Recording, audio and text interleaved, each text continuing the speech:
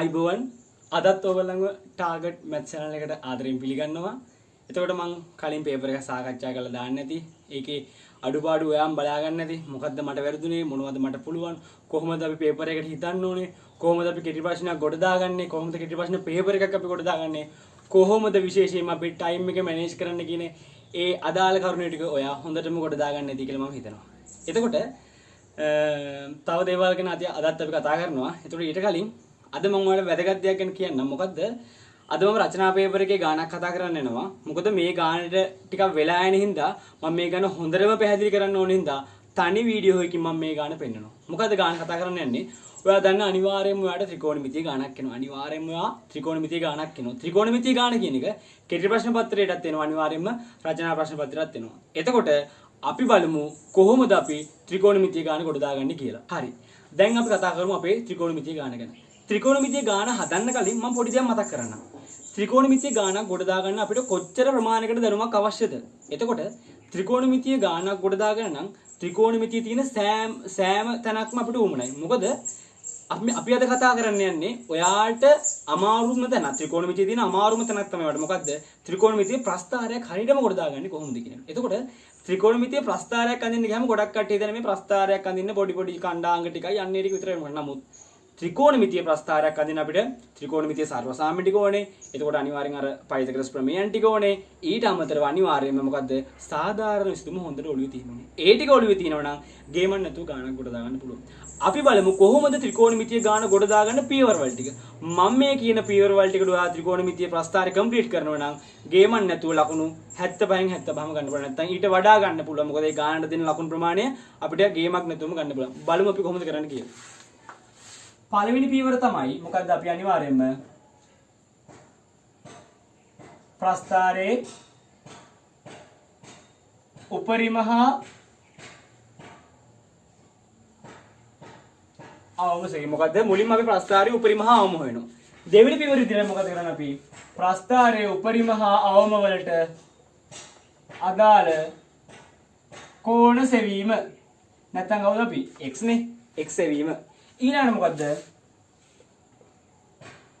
ප්‍රස්ථාරයේ උපරිම අවම හෙව්වා. ප්‍රස්ථාරයේ උපරිම අවමට කෝණ හෙව්වා. ඊට පස්සේ මොකද්ද?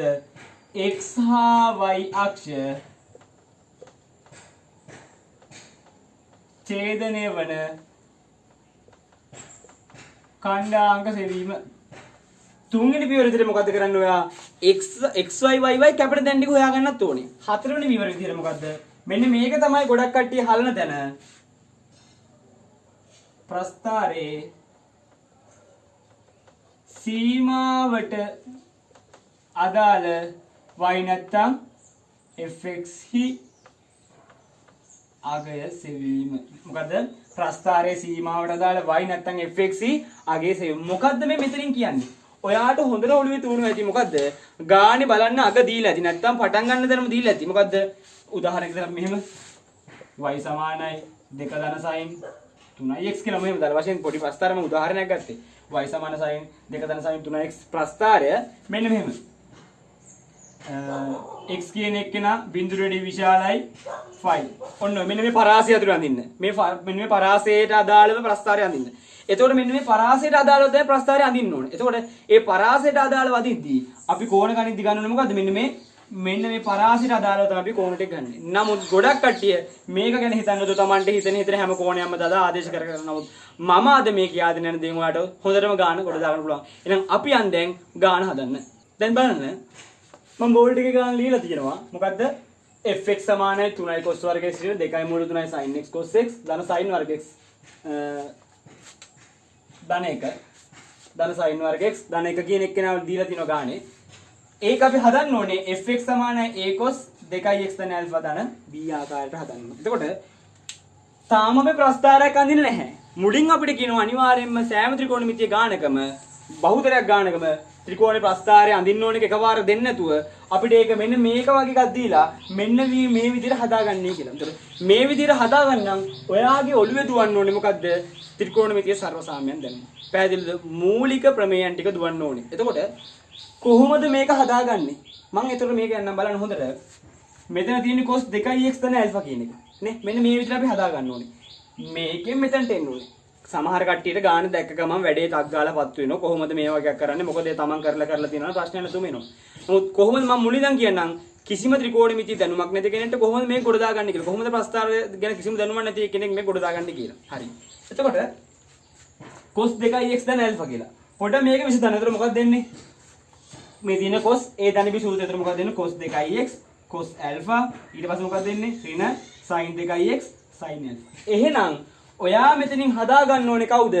cos 2x එකකුත් හදා ගන්න ඕනේ. තව කවුද හදා ගන්න ඕනේ? යා sin 2x එකකුත් හදා ගන්න ඕනේ. අන්න එතන පොයින්ට් එක තමයි තියෙන්න ඕනේ ඔළුවේ. එතකොට මෙතන අපිට ඔයාගේ ඔළුව වැඩ කරන්න ඕනේ මොකද්ද? cos 2x එකකුයි sin 2x එකකුයි හදාගන්නේ කොහොමද කියන තැන. එතකොට cos 2x එකකුයි sin 2x එකකුයි හදාගන්න පුළුවන්. අපිට තියෙන සූත්‍ර ටිකක් මොකද්ද? cos 2t සූත්‍රය තියෙනවා sin 2t සූත්‍රය තියෙනවා. මොකද්ද cos 2t සූත්‍රය? cos 2t සූත්‍ර කීයක් තියෙනවද? කීයක් තියෙනවද? ඔළුවට එන්න උන්ටක් ගලව. සූත්‍ර තුනක් තියෙනවා. පළවෙනි මොකද්ද? cos වර්ග θ ඍණ sin වර්ග θ. ඊළඟට මොකද්ද? 2යි cos වර්ග θ ඍණ 1. ඊළඟට මොකද්ද? 1 ඍණ 2යි sin වර්ග θ. ඒ ටික ටක් ගාලා වලට එන්න ඕනේ. ඊට පස්සේ sin 2ට සූත්‍රය මොකද්ද? 2යි sin θ cos θ. ඒ ටිකෙන් තමයි අපි මේ ගාන කොට දාගන්න යන්නේ. එතකොට මෙතන මොකක්ද දෙන්නේ? fx සමානයි. මම මේක මෙන්න මෙහෙම දෙයක් කරනවා. ඔයාට පුළුවන් මේකට කෙලින්ම මොකද්ද සූත්‍ර ටික මම මතක් කරන්න. cos 2x සමානයි 2යි cos වර්ග x ඍණ 1. cos 2x සමානයි 1 ඍණ 2යි sin වර්ග x. ඒතර ඔයාට පුළුවන් මෙතනින් sin වර්ග x උක්ත කරලා මෙතනට ආශි කරන්නත් පුළුවන්. මෙතනින් cos වර්ග x උක්ත කරලා මෙතනට ආශි කරන්නත් පුළුවන්. නමුත් ඊට වැඩි මට පොඩ්ඩක් ලේසි මෙන්න මෙහෙම කියලා හිතනවා. ඔයාට පේනවා ඇති මෙතනින් cos වර්ගයක් කඩලා මෙතනින් sin වර්ගයක් ගත්තට පස්සේ sin වර්ග x ධන cos වර්ග x සමානයි කීයද? 1යි. අන්න එතනින්ොත් ඔයාට ගාන පොඩ්ඩක් ලේසි කරගන්න පුළුවන්. පැහැදිලිද? එතකොට තැන් දෙකකටම ආදේශ කරන්න ඕනේ නැහැ. එක තැනකට විතරක් ආදේශ කරාම ඇති. එතකොට මම ඔක ආයෙ මතක් කරන්නම්. මේ කෑල්ල මේ sin වර්ග x ටයි cos වර්ග x ටයි මේ විදිහට ආදේශ කරලත් හදන්න පුළුවන්. නැත්තම් මම මේ දැන් ඉස්සරහට කරන්න යන විදිහට හදන්න පුළුවන්. මොකද්ද? මම මේ 3යි cos වර්ග x කියන එක කනවා කඩා ගන්නව කොහොමද? 2යි cos වර්ග x ධන cos වර්ග x කියලා මේ තුන මෙහෙම කඩා ගත්තා. මම මේ ධන sin වර්ග x කියන එක කනවා මෙතනට ගත්තා. ධන sin වර්ග x කියන එක කනවා මෙතනට ගත්තා. ආයෙ මෙතනින් එන කවුද රින්න? මම මූල තුන ඉස්සරහට ගන්නවා. මූල 3යි වැඩි කිරීම 2යි sin x cos x ධන 1 කියනවා. මම හිතනවා පැහැදිලි කියලා මම මොකද්ද කරේ කියලා. එතකොට මෙතන උත්තරේ කීයද? sin වර්ග θ ධන cos වර්ග θ කියන අනිවාර්යෙන් කීයද? 1යි. ඊට පස්සේ මෙතනින් එන මේ කවුද? sin 2යි x. පැහැදිලිනේ? ඊට පස්සේ මෙතෙන් අපිට ආදේශ කරලා කවුද? 2යි cos වර්ග x කියන එක වාට මෙතනින් පේන කෙලින්ම කවුද? 1 ධන cos 2යි x කියලා. එහෙනම් හරි ලේසියෙන්ම ගන්න කොට දාගත්තා. මේ දැනුමට අදාළ ටික. පැහැදිලිද? එතකොට ඊළඟට මම දැන් මේක සුළු කරන්න යනවා. එහෙනම් අපිට එන්නේ මොකද්ද? fx සමානයි 2යි cos වර්ග x කියන දන්න කවුද එන්නේ? 1 ධන cos 2යි x cos වර්ග x ධන sin වර්ග x කියන්නේ 1යි. මෙතනින් යන ඍණ sin 2යි x කියන දන්න ඉස්සරහට කවුද එන්නේ? මූල 3යි අගේනවා 1ක් එනවා. පැහැදිලිද? එහෙනම් දැන් මම ගන්නවා sin පදේ cos පදේ කියලා ගන්න ගන්නතර මොකද එන්නේ මෙතනට? cos 2යි x ඍණ මූල 3යි sin 2යි x දාන්න කවුද එන්නේ? ධන 3ක් එනවා. පැහැදිලිද? 1 ධන cos 2යි x හරි. ඉතින් ඒක එනවා. පැහැදිලිද? එහෙනම් ඒක හරි. ඊට පස්සේ දැන් අපිට මෙන්න මේ ටික එනවා. ඊළඟට මොකද දැන් මේ කරන්න යන්නේ? ඊළඟට මෙන්න මෙහෙම දෙයක්. මොකද්ද? ඊළඟට මෙන්න මේ ටික කොට දාගන්න නම් තාම අපිට මේක ඇවිල්ලාද? තාම අපිට ඒක ඇවිල්ලා නැහැ. තාම එතනට ඇවිල්ලා නැහැ. තාම අපිට ගානට අවශ්‍ය පදේ ඇවිල්ලා නැහැ. තාම නිකන් සාමාන්‍ය විදිහට හැදිලා විතරයි. එහෙනම් මේක නම් ඔයාගේ ඔළුව දුවන්න ඕන මෙන්න මෙහෙම දෙයක්. මොකද්ද? අපිට සාමාන්‍ය මෙන්න මේ විදිහට a sin beta ධන b cos beta සමානයි c ආකාරය. මෙන්න මේ ආකාරයේ සමීකරණ විසඳන්න අපි කරනවා මොකද්ද? a වර්ග ධන b වර්ගයේ වර්ගමූලයෙන් හැම එකම මොනව කරනවද? බෙදනවා. a වර්ග ධන b වර්ගයේ වර්ගමූලයෙන් හැම පදයක් මොනව කරනවද? බෙදනවා. මෙන්න මේ ආකාරයේ සමීකරණ විසඳන දැනුම ඔයාලට තියෙන්න ඕනේ. පැහැදිලි? එහෙනම් මොකද්ද? a sin beta ධන b cos beta සමානයි c ආකාරයේ ප්‍රස්තාරයක් විසඳන්නේ. මෙන්න මේ දෙනක සංගුණක වල වර්ගවල එකතුවෙන් වර්ගමූලය මොනව කරනවද? බෙදනවා. මෙන්න මේ තියරිය ඔයාගේ ඔළුවේ අනිවාර්යයෙන්ම වැඩ කරන්න ඕනේ. එතකොට දැන් ඒකට අදාළව තමයි දැන් මේක කරන්න යන්නේ. පැහැදිලිද? එතකොට ඒකට අදාළව තමයි දැන් මේක කරන්න යන්නේ. fx සමානයි බලන්න මෙයාගේ නම මතක් කරන්න.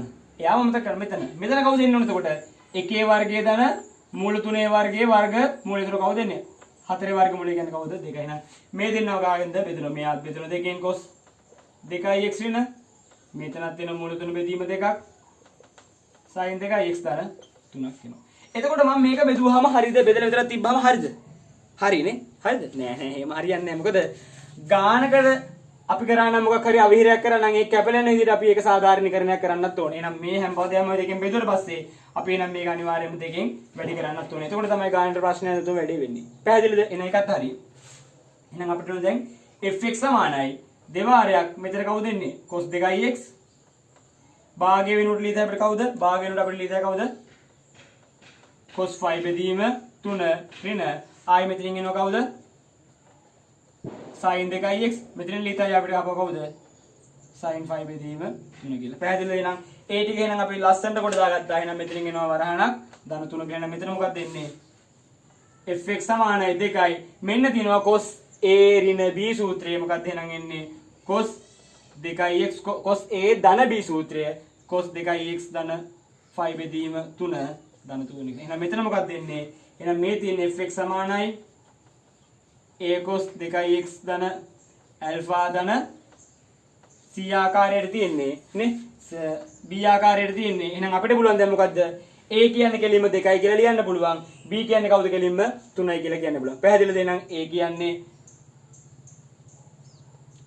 අදාළ ටික අපිට ගන්න පුළුවන්. පැහැදිලිද? එහෙනම් මෙතනදී alpha කියන එක කෙනාව බලන්න ගන්න දීලා ඇති මොකද්ද? alpha කියන්නේ කවුද? සුළු කෝණයක් කියන එක දීලා තියෙනවා. මෙන්න මේ අදාළ ටික අපිට ලේසියෙන්ම මෙන්න මේ විදිහට කොට දාගන්න පුළුවන්. දැන් අපි අපේ පියවරවල වලට අදාළ ටික කරන්න. දැන් අපි යන් අපේ පියවරවල අදාළව පියවරවල වලට අදාළව අපේ ගාන හදාගන්න යනවා. එතකොට පළවෙනි පියවරේ මම කිව්ව මොකද්ද? මට අමුතුුණා. මට අමුතුණා මුලින්ම පේපර් එක කොහෙද තියෙන්නේ කියන්න. බලන්න මේ ප්‍රශ්නේ ඇති වාගේ ඩිස්ක්‍රිප්ෂන් එකේ යන්න ඩිස්ක්‍රිප්ෂන් එකට ගිහිල්ලා ගන්න ගාන කලින් පේපර් හදපු කට්ටිය මම කියන්නක් කලින් ඩිස්ක්‍රිප්ෂන් එකට කියලා අනිවාර්යෙන් ගන්න ඇති. මට අමුතුුණා කියන්නේ මේ ගාන පටන් ගන්නෙද්දී ඩිස්ක්‍රිප්ෂන් එකේ ඇති පේපර් එක ඉක්මනට කියලා ගන්න. හරි. දැන් අපි යන් ගාන මතක් කරන්න. පළවෙනි පියවරේ මම මොකද්ද කිව්වේ? උපරිම හා අවම වලට අදාළව fx වල නැත්නම් y වල අගේ හොයන්න. ඒක තමයි අපේ පළවෙනි පියවර. එහෙනම් පළවෙනි පියවරේ මොකද්ද වෙන්නේ? මේක මොකද්ද කරන්නේ පළවෙනි පියවරේදී? ඔයා දන්නවා අපිට අසමානතාවය නැත්නම් උපරිම හා අවමයක් ගාව ගන්න නම් අපි මේ සාමාන්‍යයෙන් දන්නවා sin cos වල උපරිම අවම නේ. එහෙනම් මේ බලන්න මේකෙත් තියෙනවා cos කෝණයක් cos පදයක් නේ. එහෙනම් ඔයා දන්නවා cos පදයක නැත්නම් sin පදයක උපරිම හා අවමය කොහෙද තියෙන්නේ? කොහෙද තියෙන්නේ? sin පවතින්නේ cos පවතින්නේ කවුරු අතරද? ධන 1යි ඍණ 1යි අතර. එහෙනම් අපිට මෙතන ලියන්න පුළුවන් මෙහෙම මොකද්ද? මෙන්න මේ සම්පූර්ණ cos කියන එක්කෙනාම කවුද? cos 2x ධන 5 බෙදීම 3 කියන එක්කෙනා අනිවාර්යයෙන්ම කවුද? ඍණ 1කට වැඩි විශාල හෝ සමාන වෙන්න ඕනේ. නමුත් ධනයකට වැඩි මොන වෙන්න ඕනද? කුඩා වෙන්න ඕනේ. එහෙනම් මෙන්න මෙතන තමයි අනිවාර්යයෙන්ම ඔය කියන කට්ටිය ඉන්නේ. පැහැදිලිද? එහෙනම් මෙතන වෙන්න පුළුවන්. නමුත් හොඳට මතක තියාගන්න 2යි cos කියන එක්කෙනත් නෙමෙයි. cos 2x ධන 5 බෙදීම 3 ධන 1 ධන 1ත් නෙමෙයි. ඊට අමතරව cos වර්ගෙත් නෙමෙයි. තනි කර cos පදේ විතරමයි. ඒක තමයි ඔලුවට තියෙන්න ඕනේ. sin පදේ විතරයි. ඒ කෝණේ විතරයි. කිසිම වර්ගයක්වත්, කිසිම එකතුවක්වත්, කිසිම ගුණිතයක්වත් නැතුව. පැහැදිලිද? කෝණය ඕන එකක් වෙන්න පුළුවන්. හරිද? ඒක නමුත් ඒක වර්ග වෙච්ච එකක් වෙන්න බැහැ. එහෙනම් දැන් දන්නවා අපි මෙතන තමයි මේක තියෙන්නේ. එහෙනම් අපි මෙතන දාගන්න ඕන කවුරු හරි කියලාද? fx කියන එක නේද? මම මෙතන යටින් පොඩ්ඩක් පැහැදිලි කරන්නම්. අපි හදා ගන්න ඕනේ මෙන්න මේක.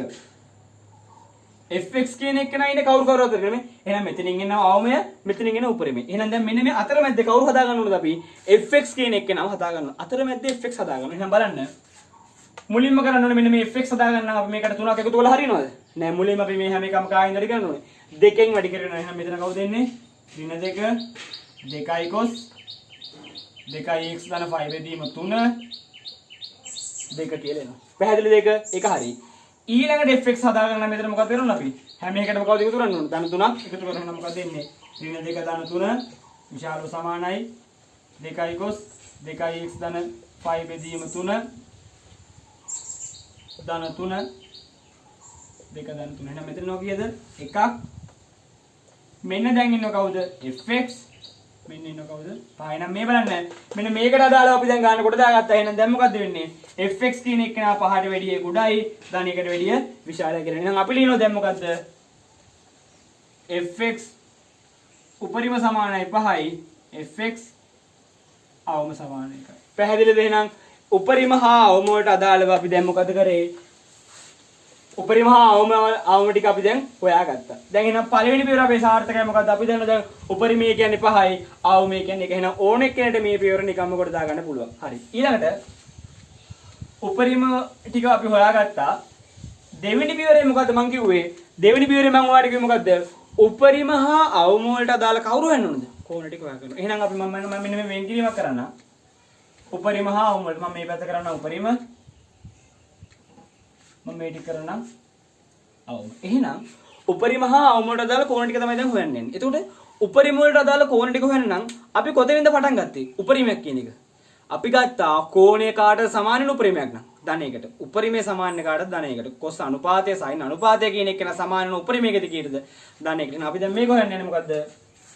අපි ලියනවා cos 2x ධන 5 බෙදීම 3 කියන එක න සමානයි කවුද? ධන 1යි කියලා. පැහැදිලිද ඒක? ඒක හරි. එහෙනම් දැන් අපි මේක හොයන්න යන්නේ කවුද? සාධාරණ විසඳුම භාවිතයෙන් තමයි අපි මොකද්ද කරන්න යන්නේ? මේකට අදාළව අගයන් ටික හොයන්න යන්නේ. එහෙනම් cos 2x ධන 5 බෙදීම 3 සමානයි. 1 කියන්නේ cos කීයද? cos බිඳුව. cos බිඳුව. එහෙනම් දැන් අපිට පුළුවන් සාධාරණ විසඳුම හොයන්න. මේ පැත්තට කැපිලා ගියා මොකද වෙන්නේ? 2x ධන 5 බෙදීම 3 සමානයි. දැන් හිර වෙනවා. කොතනද හිර වෙන්නේ? කොතනද හිර වෙන්නේ? සාධාරණ විසඳුම මතක නැහැ. අන්න එතෙන් දුවට ප්‍රශ්නයක් වෙනවා. දැන් ඔයාලා සාධාරණ විසඳුම මතක නැහැ. අන්න ඒ ටික හරියන්නේ නැහැදී. එහෙම හරියන්නේ නැහැ. අනිවාර්යයෙන්ම හැමදේම ඔළුවේ දුවන්න ඕනේ. දැන් මෙච්චර දුරක් ඇවිල්ලා සාධාරණ විසඳුම මතක නැතුනම මේ ගාන වැඩක් නැතු වෙනවා. එහෙනම් මම මතක් කරන්නම් sin වල සාධාරණ විසඳුම කොහොමද යන්නේ? n5 ධන ඍණ 1 n වෙනි බලය alpha කොහොමද? n5 ධන ඍණ 1 n වෙනි බලය alpha. ඊට පස්සේ cos වල මොකද්ද? 2n5 ධන හෝ ඍණ alpha. tan වල මොකද්ද? n5 ධන alpha. එහෙනම් මේ ටික අනිවාර්යයෙන්ම ලියන්න ඕනේ. මතක තියෙන්න ඕනේ. ඒකත් මතක් කරගන්න. ඔයා කොතන හරි සාධාරණ විසඳුම ලියුවා නම් ඔයාට ලකුණු පහක් නැති වෙන මොකද්ද? ඔයා ලියන්නේ නැත්තේ මොකද්ද? කවුද ලියන්නේ නැත්තේ? ඔයා ලියන්නේ නැහැ. මේ n අවයවයක් ඉසෙට් කියන එක. මේක තාත්වික අගයක් කියන එක ඔයා ලියන්නේ නැහැ. මේක තාත්වික සංඛ්‍යාවක් කියන එක අනිවාර්යෙන්ම ලියවෙන්න ඕනේ. මම මේ ගානට අදාළව අමතර දැනුමකුත් එක්ක තමයි මේක කතා කරේ. එහෙනම් දැන් අපි කොතනද නැවතුනේ? මෙතන ආවා cos බිඳුව කියන එක දැන් මොකක්ද එන්නේ? 2n5 ධන හෝ ඍණ alpha කියන්නේ කීයද මේක? බිඳුවයි. එහෙනම් අපි දැන් x උත්තර ගන්න ඕනේ. එහෙනම් මෙතනින් අපි ලියමු n අවයවයක් ඉසෙට් කියලා ලියාගමු. පැහැදිලිද? එහෙනම් මෙතන එනවා 2x ධන 2x සමානයි 2n5 ඍණ 5 බෙදීම 3 කියලා. එහෙනම් එන්නේ මොකද්ද? x සමානයි n5 ඍණ 5 බෙදීම 6 කියලා එනවා. අපි මේක ලියමු n අවයවයක් ඉසෙට් කියන එක මෙතනින් ලියාගමු. පැහැදිලිද? එහෙනම් x කියන එක මෙතනින් හොයාගන්න. පැහැදිලි. නමුත් දැන් අපිට හරියට කෝණයක් ඇවිල්ලා නැහැ. කෝණය කියන්නේ කවුරු වලින්ද ඇවිල්ලා තින්නේ? n වලින් ඇවිල්ලා තින්නේ. එහෙනම් දැන් අපි n වලට අගයන් ආශි කරමු. මුලින්ම ආශි කරමු මොකද්ද? n සමානයි මුලින්ම ආශි කරමු අපි කීයද? n සමානයි බිඳුව. n සමානයි බිඳුවද මට මොකක්ද දෙන්නේ? x සමානයි ඍණ 5 බෙදීම 6. මේ උත්තරේ එන්න පුළුවන්ද බැයිද? අන්න එතන ප්‍රශ්නයක් එනවා. ඔයාට බලන්න ගානේ දීලා තියෙයි x කියන එක්කෙනා බිඳුවට වැඩිය විශාල හෝ සමාන වෙන්න ඕනේ. 2යි 5ට වැඩිය කුඩා හෝ සමාන. පැහැදිලිද? අන්නේ අසමානතාවයත් එක තමයි මෙතනට යන්නේ. එතකොට ඍණ 5 බෙදීම 6 කියන එක එහෙම වුණාම ගන්න බෑ. ඇයි ගන්න බැරි? මේක බිඳුවටත් වැඩිය කුඩා වෙන්න. අනිවාර්යෙන්ම x කියන එක නා බිඳුවට වැඩිය මොන වෙන්න ඕනද? විශාල වෙන්න ඕන නිසා. එහෙනම් මේක ගන්න බෑ. ඊළඟට අපි දානවා කීයද? n සමානයි 1. n සමාන 1 තමයි ඊට පස්සේ අපිට මොකක්ද දෙන්නේ? x සමානයි 5 ඍණ 5 බෙදීම 6 කියලා නතර කිය දෙන්නේ. x සමානයි 5 බෙදීම 3යි කියලා එනවා. එහෙනම් ඊළඟට එනවා අපි 5 බෙදීම 3යි කියලා එනවා. අපි බලනවා තව තියෙනවද කියලා ඉස්සරහට. මොකද මේ පරාසය තියෙනවා 2යි 5 වෙනකම්. ඊළඟට අපි දානවා කීයද? n සමානයි ඊළඟට දාමු අපි 2. n සමානයි 2 දාමු. n සමානයි 2 දැම්මම ඊට පස්සේ මොකද අපිට එන්නේ? x සමානයි 2යි 5 ඍණ 5 බෙදීම 6 කියලා එනවා. x සමානයි එක දෙන්නේ 11යි 5 බෙදීම 6 කියන එක එනවා. අපිට ඒක ගන්න පුළුවන්ද බැයිද? පුළුවන් නේද? මොකද 11යි 5 බෙදීම 6 කියන එක නා 2යි 5ට වැඩිය මොකද වෙන්නේ? අඩු. එහෙනම් අපිට ඒක ඕන ගන්නත් පුළුවන්. මෙතනින් එහාට අගයන් ආශි කළා වැඩක් නැහැ කියන එක ඔයාගොල්ලෝ දුවන්න ඕනේ. මොකද 2යි 5 ඊට පස්සේ අපිට දාන්න තියෙන n සමානයි 3. n සමානයි 3 දාපුව මම කවුද? 3යි 5 කියන 5 බෙදීම 6ක් අඩු වෙන්නේ. අනිවාර්යයෙන්ම 2යි 5ට වැඩිය විශාලයි. එහෙනම් උපරිම වලට අදාළ අගයන් කීයක් තියෙන්නේ? 2යි තියෙන්නේ කවුද? එකක් x සමානයි 5 බෙදීම 3.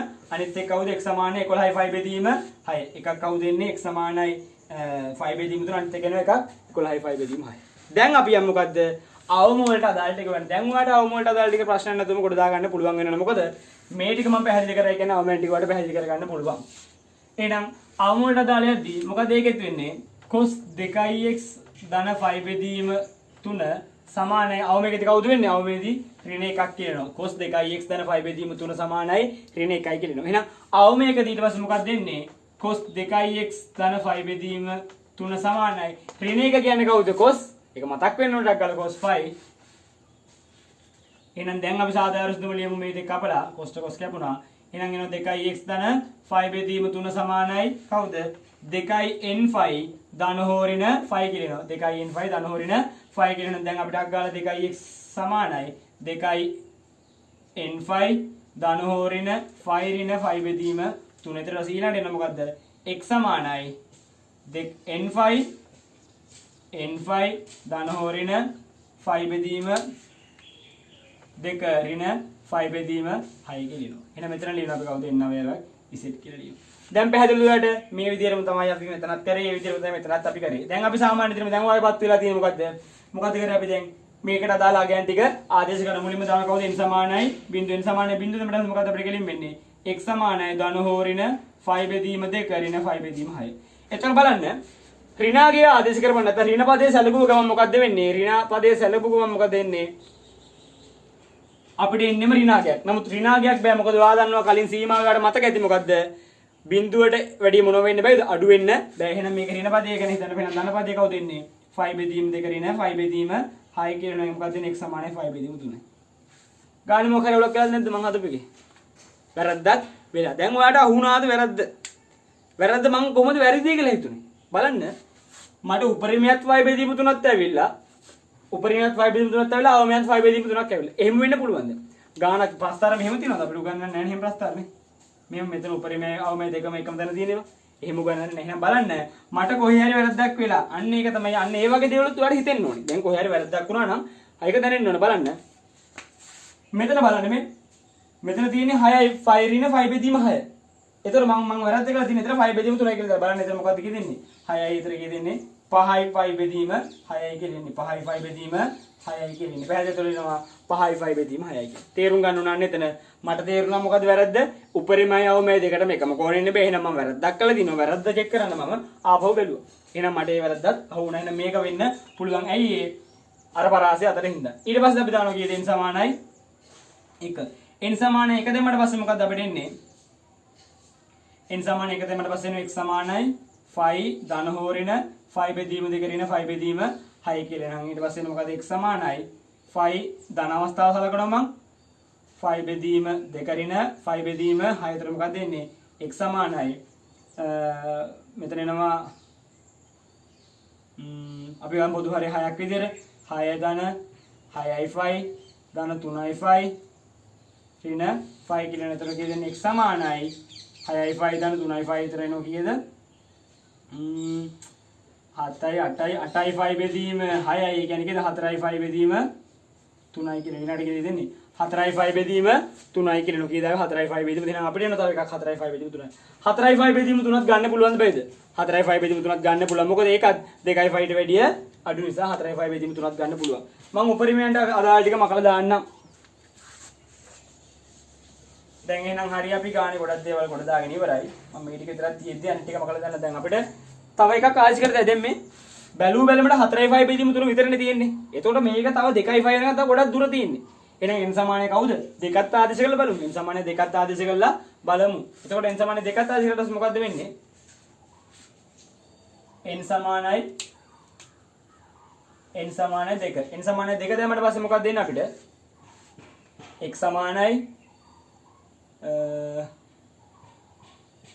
2යි 5 ධන හෝරින 5 බෙදීම 2 ඍණ 5 බෙදීම 6. 2යි 5 ධන හෝරින 5 බෙදීම 2 ඍණ 5 බෙදීම 6. ඔයාගේ ඔළුවේ දාන්න ඕනේ මෙතන ධන අවස්ථාව සැලකුවොත් මම මෙතනත් බලන්න මේ හිතුවේ විදියයි මෙතන හිතන විදිය මම පැහැදිලි කරනවා. ධන අවස්ථාව ගත්තොත් අනිවාර්යයෙන්ම මේ පදේ මොකද්ද වෙන්නේ? ධනාගයක් හින්දා 2යි 5ට වැඩි වැඩියගයක් එන්නේ. ඒක නිසා අපිට වැඩක් නැති වෙන එක හදලා. එහෙනම් අපි ආයෙ දාන්න මේකට කවුද? 2යි 5 එකත් හරි. එහෙනම් අපි ගමු මේකෙන් 2යි 5 ඍණ 5 බෙදීම 2 ඍණ 5 බෙදීම 6 කියන එක විතර මොකක්ද එන්නේ? x සමානයි 2යි 5 ඍණ 5 බෙදීම 2 ඍණ 5 බෙදීම 6. x සමානයි අපි ආයෙ ගන්නවා 6ක් පොදු හරය. මෙතන එනවා කවුද? 12යි 5 ඍණ මෙතනත් වෙනවා 3යි 5 පින 5 කියලා එනවා x සමානයි 8යි 5 බෙදීම 6 ඒත් වෙන 4යි. එහෙනම් මොකද වෙන්නේ? වැඩක් නැහැ. ඉතින් එහාට අගයන් ආශි කියලා කොහොමද අපිට ඉන්නේ කියලා අගයන් කිය දෙන්නේ. දෙකම තමයි කවුද දෙන්නේ එකක් 5 බෙදීම 3යි 4යි 5 බෙදීම 3යි විතරයි. ඉතින් එහාට අපිට අගයන් එන්නේ නැහැ. එහෙනම් පැහැදිලි තේරුම් ගන්න පුළුවන් අපිට මොකද්ද? මේ ආයි 3 දැන් මේකේ වැඩකුත් වෙන්නේ නැහැ. පැහැදිලිද එහෙනම්? එකම අගයන් ටික තමයි එන්නේ. එහෙනම් බලන්න මේ ප්‍රස්තාරයට උපරිමයන් දෙකක් තියෙනවා. මේ ප්‍රස්තාරයට අවමයන් දෙකක් තියෙනවා. එහෙනම් අපි දැන් යමු අපි ඊළඟ පියවරට. එහෙනම් අපි දැන් මේ ටික පොඩ්ඩක් ලියාගමු. නැත්නම් මට ආපහු මේක මතක වෙනවා. අවමයන් ටික කවුද දෙන්නේ? x සමානයි එකක් වෙනවා 5 බෙදීම 3 අනිත් එක වෙනවා කවුද? 4යි 5 බෙදීම 3 කියලා එනවා. හරි. දැන් ඔන්න අපි පියවර දෙකක් කියලා. මොකක්ද එක පියවර? පළවෙනි පියවර තමයි උපරිම හා අවම හෙව්වා. පළවෙනි පියවර කවුද? උපරිම හා අවම හෙව්වා. දෙවෙනි පියවර මොකද්ද? උපරිම හා අවම වලට අදාළ කවුරු වෙනවද දිනට? උපරිම හා අවම වලට අදාළව කෝණයට කිව්වා. ඊළඟ පියවර තමයි මොකද්ද? ප්‍රස්ථාරයේ ඡේදනය වෙන තැන් ටික. මොනවද මේ ඡේදනය වෙන තැන් ටික කියලා කියන්නේ? හරි. අන්න ඒක තමයි දැන් හොයන්නේ. එහෙනම් ප්‍රස්ථාරයේ ඡේදනය වෙන තැන් ටික හොයන්න ගියාට පස්සේ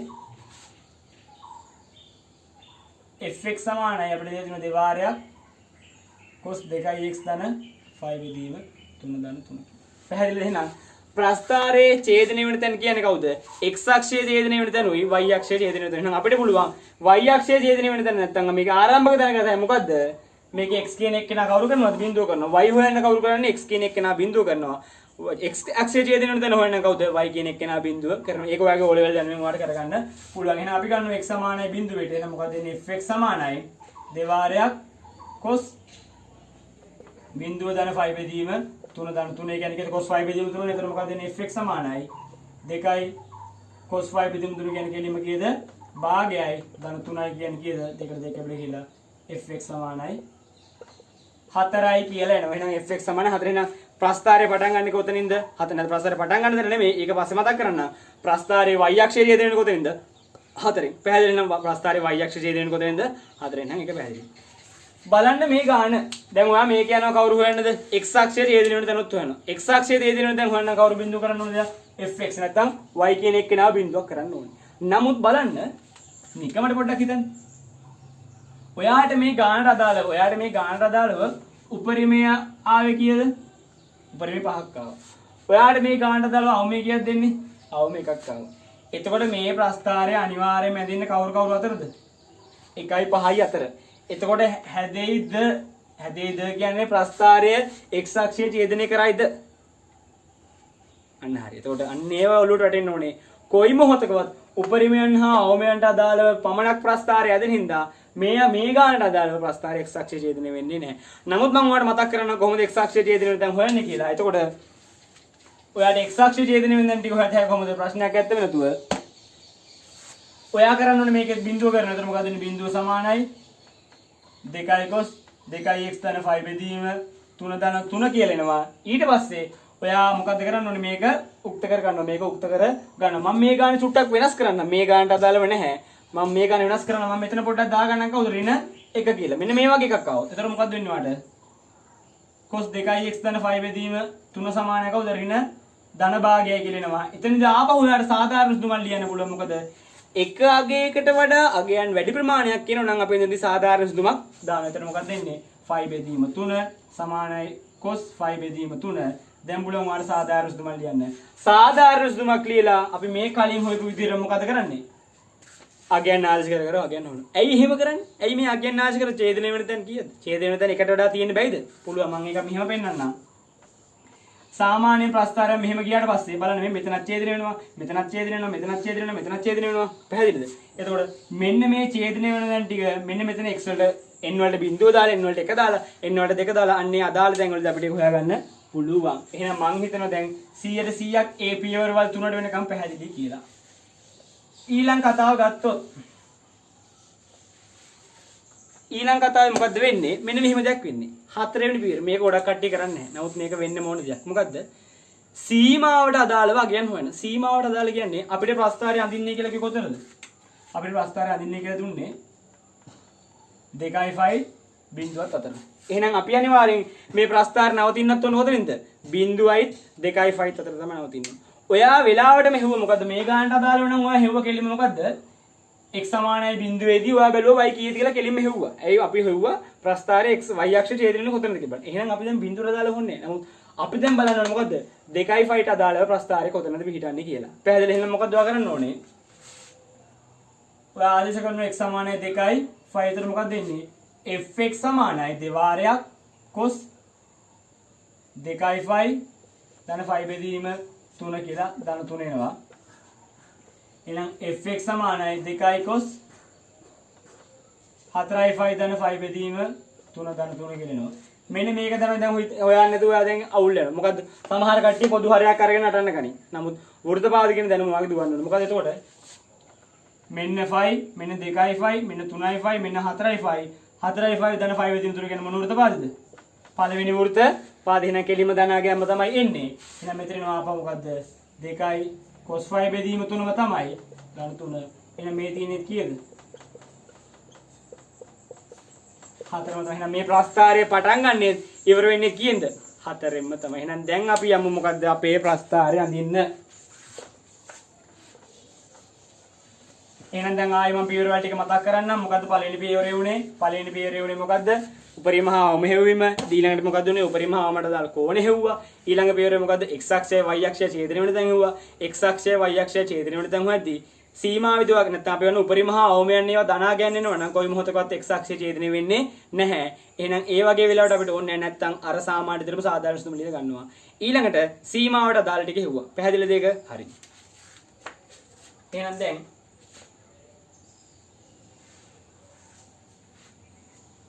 මේ ප්‍රස්ථාරය යන්නේ කොතනද? 5ට යනවා, 1ට යනවා, 4ට යනවා. එහෙනම් මම ඒ අදාළ තැන් වලදී මොකද්ද? කඩිරි ටිකක් ගහ ගන්නම්. එහෙනම් අනිවාර්යයෙන්ම මේක ඇතුළේ තමයි යදෙන්නේ. එහෙනම් ප්‍රස්ථාරය කොහෙන්ද අවසන් වෙන්නේ? 5 වලින් අවසන් වෙනවා. බිඳුවෙන් පටන් ගන්නවා. අක්ෂ ලකුණු කරන්න x. මෙතන කවුද? fx ඒ අනිවාර්යෙන් වෙන්න ඕන දේවල්. ඊට පස්සේ කෝණ ටික ලකුණු කරගම මෙන්න මෙතන 5 නම් මෙතන කවුද? 5 බෙදීම. අනත අපිට තියෙන බිඳුවක් 2යි 5ත් අතර. එහෙනම් මෙතන 5, මෙතන 2යි 5. ඊට පස්සේ මෙතන කීයද? 5 බෙදීම 2යි. මෙතන 5 බෙදීම 2යි. 3යි 5 බෙදීම 2යි. ඊළඟ මොකද්ද මෙතන? බලන්න අගයන් වල තියෙන 5 බෙදීම 6 වලනේ. එහෙනම් අගයන් වල තියෙන 5 බෙදීම 6න් 6ට එනවා. අපි 5 බෙදීම 6න් 6ට මේක අංකණය කරගමු. පැහැදිලිද එහෙනම්? මෙතන එනවා 5 බෙදීම 6, මෙතන එනවා 5 බෙදීම 3. ඒක මම ඔයාලට පැහැදිලි කරන්නම් කොහොමද යන්නේ? 5 බෙදීම 6, 2යි 5 බෙදීම 6 කැපිලා යනවා. 3යි 5 බෙදීම 6 කැපිලා යනවා. ඊට පස්සේ 4යි 5 බෙදීම 6, 4යි 5 බෙදීම 6. ඊට පස්සේ මෙතන එනවා 5යි 5 බෙදීම 6. ඊට පස්සේ මෙතන 6යි 5 බෙදීම 6. ඊට පස්සේ මෙතන 7යි 5 බෙදීම 6. ඊට පස්සේ මෙතන කීයද? 8යි 5 බෙදීම 6. 9යි 5 බෙදීම 6. 10යි 5 බෙදීම 6. 11යි 5 බෙදීම.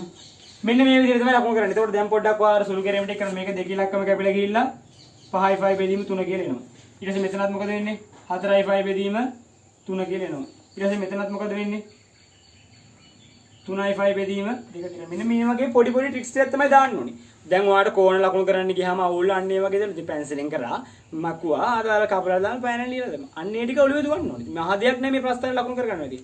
දැන් තියෙන්නේ අදාළ තැන් ටික ලකුණු කරගන්න. මුලින්ම මොකද්ද? මුලින්ම උපරිම අවමෙන් ටික අපි ලකුණු කරලා කඩියට දාලා. පස්සේ ඒවට අදාළ කෝණ. දැන් බලන්න.